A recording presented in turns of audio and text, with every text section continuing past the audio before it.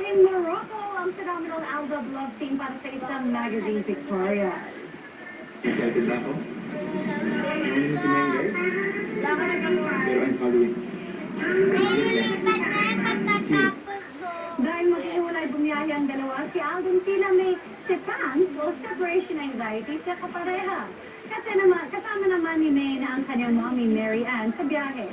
At kahit busy pinibigyan ni May na ang request na makiselfie ng isang fan.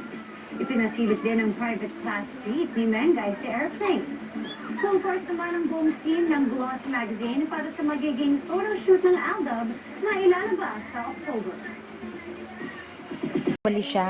Please proceed to gate number 5 for your immediate boarding. Thank you and for the short distance flight.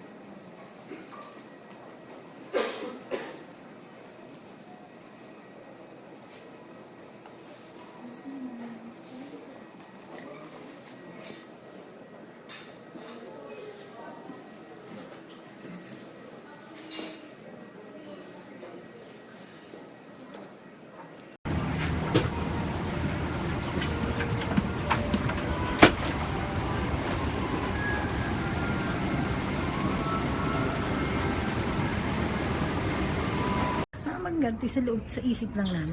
Maging artista, idol. Kasi tingnan mo naman yung mga ibang artista. Pag sinalang mo, perfect na yan. Wala ka naman, as in, pag full package na siya. Eh siya, pag tinignan mo, iisipin namin, asan ang magiging trace mo para maging artista ka.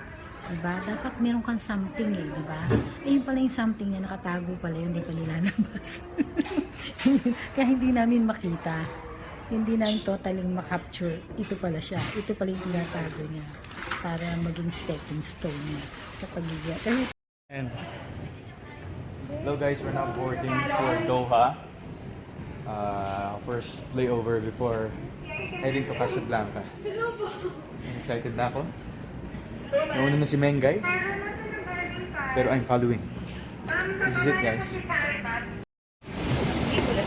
Welcome po. Thank you. Gonna be this way, We're here in Casablanca.